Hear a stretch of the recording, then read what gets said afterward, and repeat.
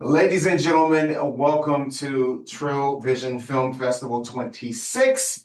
And this is Trill Talk. We are sitting here with some fantastic creators and filmmakers, and I'm going to have them introduce themselves. We're going to start with the gentleman on the couch, whichever one of you would like to start first. I am Riccardo Contaldi. I'm Angelo Studioso. Yeah. I'm Riccardo Contaldi. We produced a film this year called RIOT DTLA. Yeah.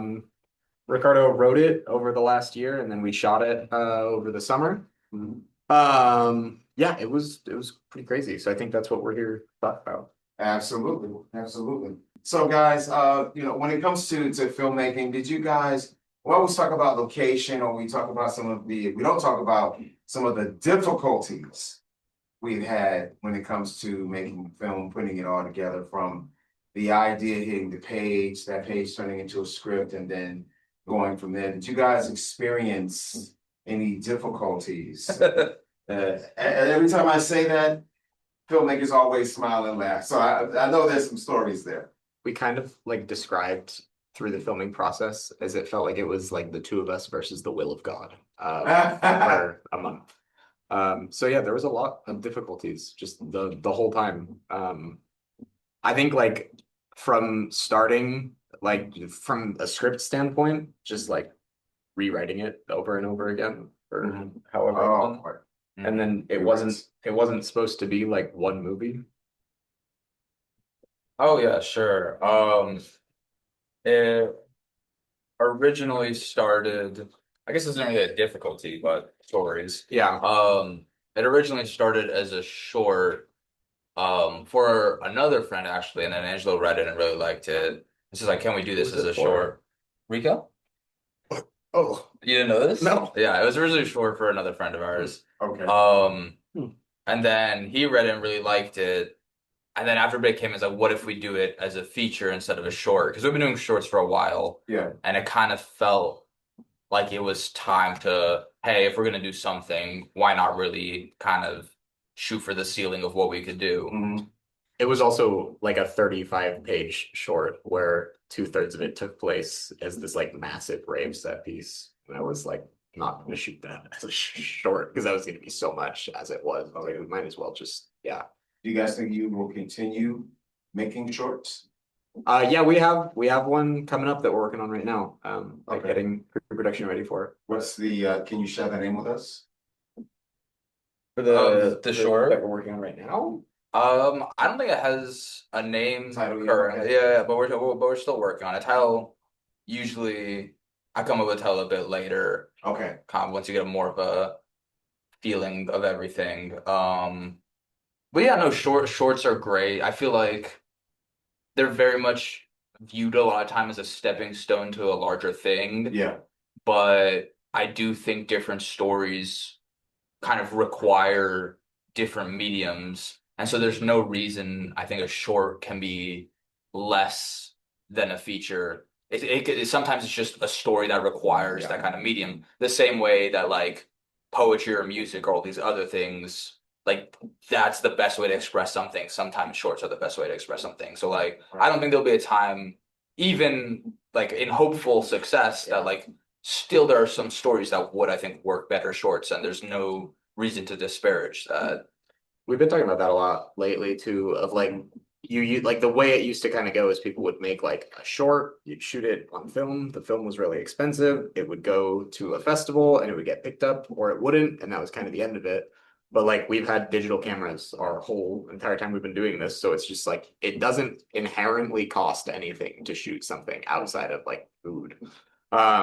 So I'm very curious if like the generation of filmmakers that's coming up right now, because we've done shorts just so constantly, if it's a thing like you'll see like big filmmakers just still making shorts well into their career because it's just a thing you do so often. Indeed. Let's get down to the nits and grits and the bones of filmmaking, and that would be money. Yeah. Finances. How did that work for you guys? If you don't mind sharing, like, is it all out of pocket? Are you looking for investors? Was there any type of projection or anything like that? How did it work out for you guys? It was all out of pocket.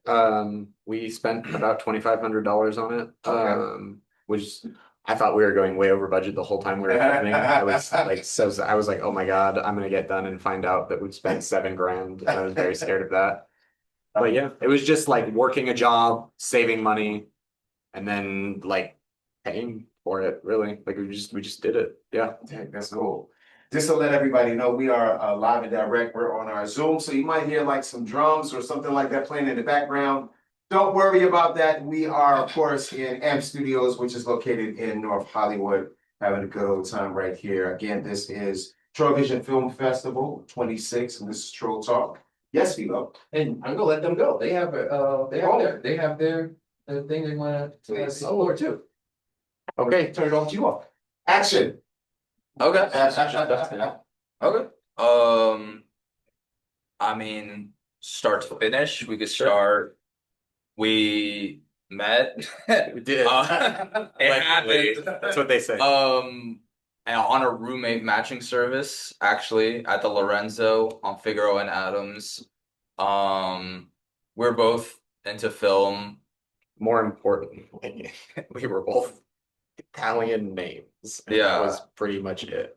Um, He was going to USC. I did zero research for colleges before moving out here and went to the first college that accepted me. So I was just going to a college that was in downtown. And then we just happened to be staying at the same place. And yeah, like through him, I kind of found out about USC and eventually started there. But yeah, that's how we met, was there. And then the college I was going to at the time just like wasn't working for me. I ended up leaving and just kind of started doing independent shorts for a really long time.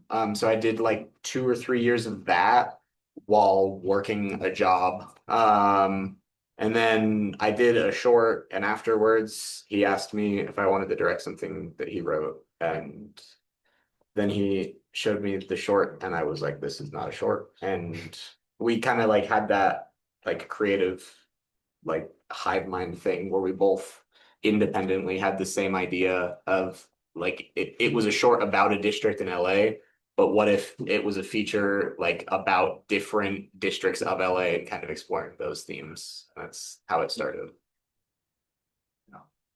yeah, I mean, I think it's an interesting situation to be creative partners with someone you've lived with, just because, I mean, I think there's a level that you grow together from spending so much time together and then can inform each other's taste. So it allows for, I think, a much more kind of seamless communication where it's not just kind of like general knowledge. You're able to reference much more specific or niche things just because you've lived together, you've seen the same things, you've gone through the same things. So like thinking back and referencing certain things, it makes it a lot easier, I think, to work as a creative partnership. It also lets you have like a really good work-life balance where there is no work-life balance and you wake up in the morning and you like as soon as you see the other person, you started working on the project essentially. But yeah, like we were living together, we live in downtown, and I think a lot of what was happening at the time when you were writing it just informed how it was going because there was like a mutual frustration with what was going on. Yeah, yeah. I mean, there's so many aspects of the feature that I wouldn't say came from personal experience, but were definitely influenced in some way by kind of things going on. And so the fact that like we knew each other's lives well enough to understand where each of the things was coming from and then properly express it is something that I don't think can be taken for granted in many creative partnerships where like maybe the other person doesn't know what you're going for. And so that definitely smoothed things out a lot. I think it helped a lot when we were filming too, because a lot of the time, just like as a director, it looks like a really like cool, sexy job, but it's actually just like super lonely. And like you're like it's so weird. You kind of have to like unite the crew against you, and you're everyone's worst enemy sometimes. But like to have somebody else who is as invested in the project as you are is kind of rare, like at the level we're at. So to be able to go home and like talk through like what happened on the day with somebody else who's experiencing it with you is like so huge just to not go completely insane. But Yeah, you need to unwind. And then, I mean, there's definitely days that I can't imagine going back and not having someone to talk to that like knows what happens.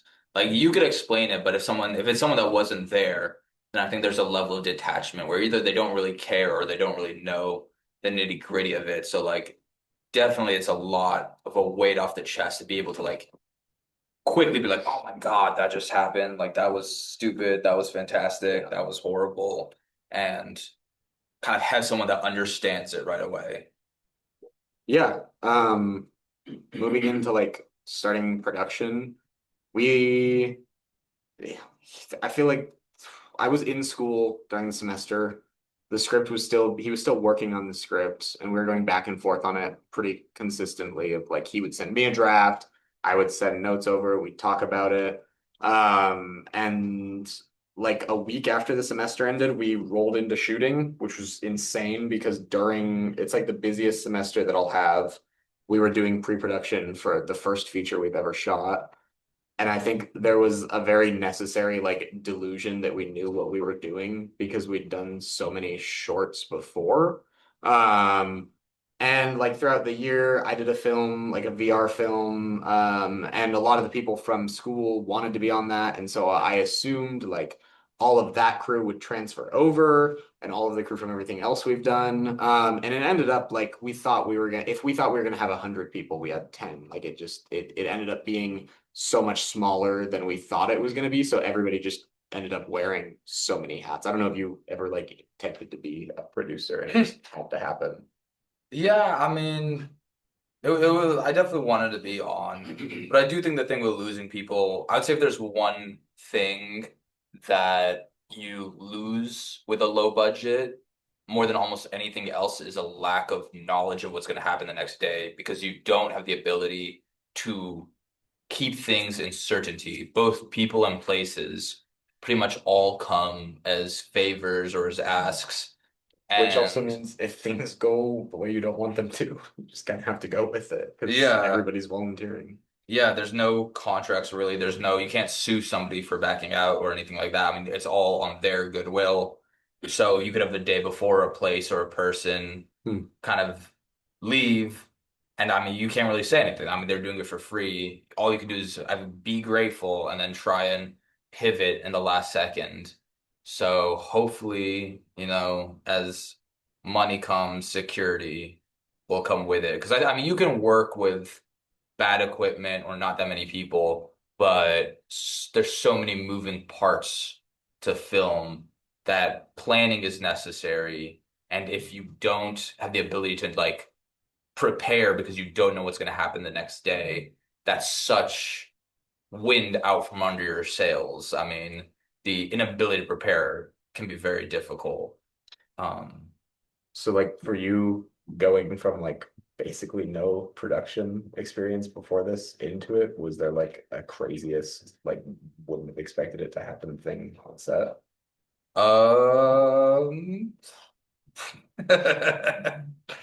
um, what about you? What about me? What about Most you? unexpected What thing? was unexpected? Yeah. Just like didn't expect we had locations and then we didn't have locations because that's what happens. And so having to find locate, like we shot 12 days, like 12 days. They were supposed to be 12-hour days. Sometimes they were more. You know what I didn't expect? What'd you not expect? Everyone to be as passionate as they Mm. were. Yeah, I'm gonna go Their positive. passion? Yeah, just Yeah. everybody Would you say everybody was erratic? so great. Everybody, I mean, nothing could have happened without the passion of every single person that was putting their time and effort for free. So really great when something that you kind of helm brings out and inspires the people around you. I think that's a very cool feeling. So that was a surprising positive thing. You just Just thought like positivity. everybody's gonna be bummed out the whole time. I mean, it happens. I don't like not getting paid. Mm. So Yeah. I assume it goes the other way. But hey, if you have something that could bring out some creative inspiration in people, that's great. write good things so you can Yeah. make people want to make good things. That's the secret to doing stuff cheaply. Yeah, we had like a really good cast and crew. And I think a big part of that was just there was a very like real aspect to the script. And like showing that to people, just like getting everybody excited about it. The more you care about it and the more time that you put in, and I think just like not shooting until the script was absolutely golden was Yeah. like a huge part of it. And then we got to have great actors who were like waiting for something to get them excited. And yeah, it was just very real. Yeah. What was your least favorite day? My least favorite day? Yeah. Probably the last day because I wouldn't get to do it anymore. What was yours? And you can't say the last day or the first day. Not the first day. The second to last day, because we only had one more day. Yeah. Sure. I believe you. Yeah, no, it was fun. It was amazing. It was horrible. It was great. The day when we had to do the overnight stuff was tiring. When the did we do alley, overnight when stuff? we got kicked out of the alley. Yes. We got kicked out of an alley. That was tiring. So we were shooting in an alleyway. The kind of like what we found, we went and we looked at alleyways and we hung out in them for a little bit and nobody came by. And then we were like, okay, we're good to shoot in this alleyway. And we shot probably like 9/10 of the scene without issue. And I remember like in the scene, one of the characters is like running from the police and screaming. And I remember getting a text from Ricardo being like, y'all have to calm down or we're gonna get like shut down. And we're like, no, we're gonna get the shot. It'll be fine. And it was fine. And then hours later, when we had like 4 shots left to get, the cops, well, it wasn't the cops, it was like a local business. Yeah, but it was like a for- security, kind of private security. It was a get out or go to jail. And yeah, so I mean, it was supposed to be almost done, and then we had to pretty much multiply our time in the pivot because we had to find another alley. And it was already 2 a.m., 1 a.m., so everyone was hella tired. And we had like a general area we looked at for the other one, but just moving everybody at the end of the night when we should have only been there for another half hour, we were shooting for 2 more hours trying to get it all figured out because we lost the location. And yeah. What's up? No, I'm just listening. do you have any questions? Okay. Yeah, that would be awesome. I do not, But yeah. Anyone else have any questions? Yeah, do you want to? I have a question. Okay. I know you have people who volunteer in acting or Yeah. working behind the scenes. To what extent do you offer film credit? Do you guys do that? Or I mean, how much weight do you put on that and offer that as a sense of a trade-off? Yeah. Barter, I guess. it was the credit copy and meal, like it was kind of the promise because we couldn't pay people, we didn't have money to. It would be great. We always fed everybody, regardless of how many hours it was. Like always fed everyone. And then like kind of the way that I talked to people about it was like, we can't pay you, but like this is an incredible project that we're working on, and I'm going to make the best version of this that I can, and I want to surround myself with other people who want to make the best version of it that you can. And like, let's do this together. And if you're passionate about it, then let's do it. And that, like, I think because it was, in a way, because it wasn't paid and it was such a grueling schedule, and it was just insane. The only people that were willing to do it were people that were so passionate about it. And because of that, we ended up getting better. Like, I think we got better results than we would have if it was like a $1.5 million movie. Like, I don't know. It was also a lot of friends. I Yeah. mean, it was nobody I think we didn't know beforehand. It was all people that Well, I don't want to say came out. Okay, the actors, sure. Yeah. But a lot of the crew is people I mean, we were close to already. So I don't think there was also the dynamic of hiring and like being a boss as much as we were a group of friends making something. Like there was no point where on any position, I don't think any of us was like, oh yes, you're working for me. It was more like, okay, we all need to make something.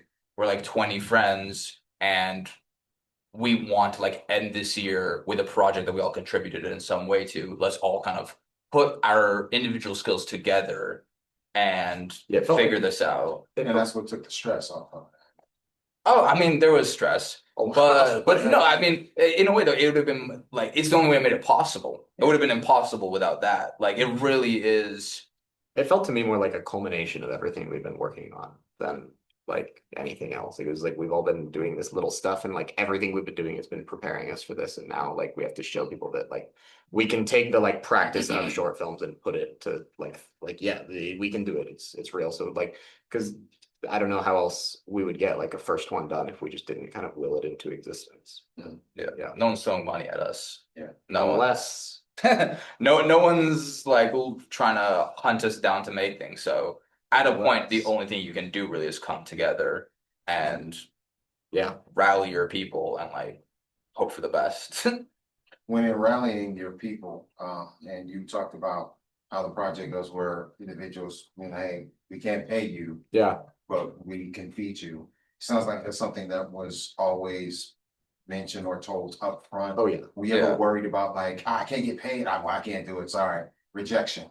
Oh, we had like actors that we wanted to have in it that like they were like, oh, we love the script, but we can't do it because of SAG regulations, or we can't do it. Oh, We yeah. can't do it because we can't afford to do it because we can't afford to volunteer time. Like some people just Yeah. can't, and that sucks. Like we're able to we're super privileged to be in a position where we were able to like take time off of work and shoot a movie for 12 days, and some people aren't able to do that. It's unfortunate, but yeah.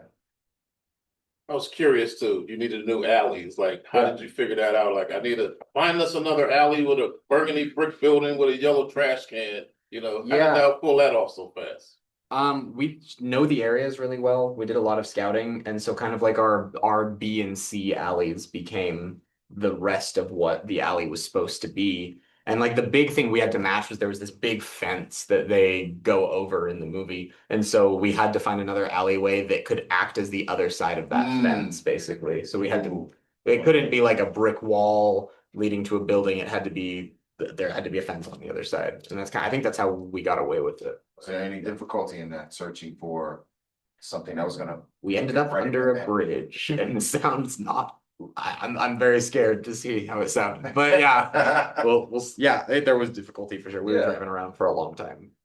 Oh, it's another thing that like if we didn't live in the area, I don't know how we would have done it. But the fact that like we spent years and knew, I mean, both the like places, people, and businesses at a certain level made the day-to-day possible. Because there are so many things that like, oh, we need this by tomorrow, we're screwed.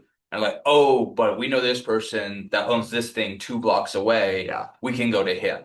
Like if it wasn't for being a part of the community we were shooting in, nothing would have Yeah. happened. Like, Good point. Okay, yeah, because I was saying that like knowing the area, that definitely gives you a plus. I was gonna say, not knowing the area, how do you think you guys would have adapted, or a plan B or C or D? Probably would have had to do more prep time scouting.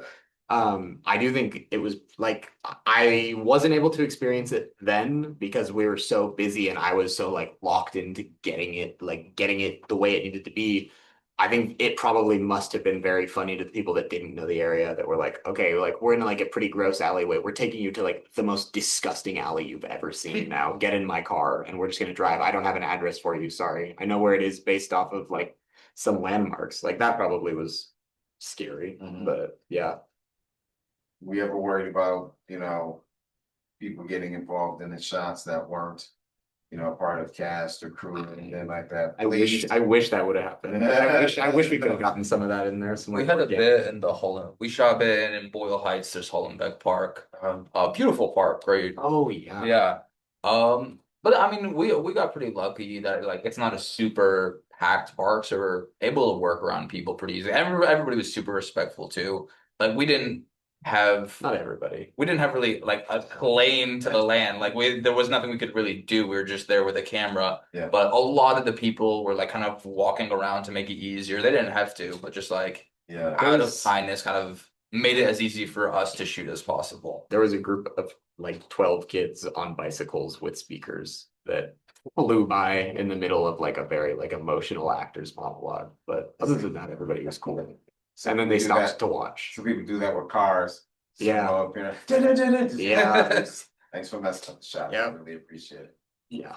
Other filmmakers that are out there that want to do what you guys are doing right now, but let's say they don't have a budget, they don't even have any money. Let's say Right. they have one camera, have a script, what would you say? Working on a Finish the script. script. Yeah, work on a script. And without a script, there's no point to do it. Writing Yeah. is free. Yeah, it doesn't matter like what equipment you have. If the script is crap, nobody's gonna care. It really, yeah, I think everything comes down to the script. Like you'll watch a movie with like subpar camera work or like even sound, kind of, but like without the script, you have nothing. It's yeah, And also, then why are you making something? Are you making Yeah. something for the sake of making it? Like, are you it's kind of pointless. creating to create, or is there something you're trying to do? Yeah. So if you have half the script, that says to me that you're doing something just because you like the idea of art almost, and you just Yeah. want to do it, instead of you have something that you want to do and then you're completing that. Like, yeah, you gotta have a finished script. And then with the money, I mean, people, that's really, Yeah. if you don't have money, you need to have people. Money's just a way to people a You lot of the time. Put it like we were out here for years building a team with people. Like if you don't have the money, just go and like find people at movie theaters or at film clubs or something and meet with them and talk with them and like get to know them as people before you ask them to do something for you. But because yeah, that's the only people that are gonna help you. Vetting process. Yeah, and don't look for people, I think, with the intention of like using them for work. Because then if you spend as Yeah. long as you do on a set, why do you want to be around people you don't like being with? Make friends, true, like genuine friends that you want to spend 12 hours with. And then I think the stuff will come naturally from that. Yes. Would Like- you say it was about the friends we made along the way? Would you say? One could say. Like, yeah. One could say. But like we were both in film. We didn't do anything together for years. Yeah, like Because that was never like the base of the relationship. It was never like like I'm gonna get this from you, because that's an absurd way to live your life. Like it was just something then, okay, we know each other well enough that we've become passionate about similar things, and the stuff comes. Like once you're true to the people, the art will follow. Yes. no. Give up. Oh, we're wrapped. Okay. Well, guys, we want to thank you so much for your time. We really do appreciate it. Trill Talks right here, live and direct, right here inside of AMP Studios in North Hollywood. Yes, I see the camera right here. And so this has been a wonderful discussion, guys. Thank you guys so much, and questions and the stories. This was fantastic. It was Thank wonderful. you. So No, great. we'll be back at you real soon. Do you guys have any last words or anything real quick you want to say? Shout out downtown LA. Yeah. Shout out the Bay Area. Shout out Washington. Mm. No, yeah, no. What our movie's gonna make $1 million. Yeah. Yeah, no, not really. Thank you, guys. Thank you.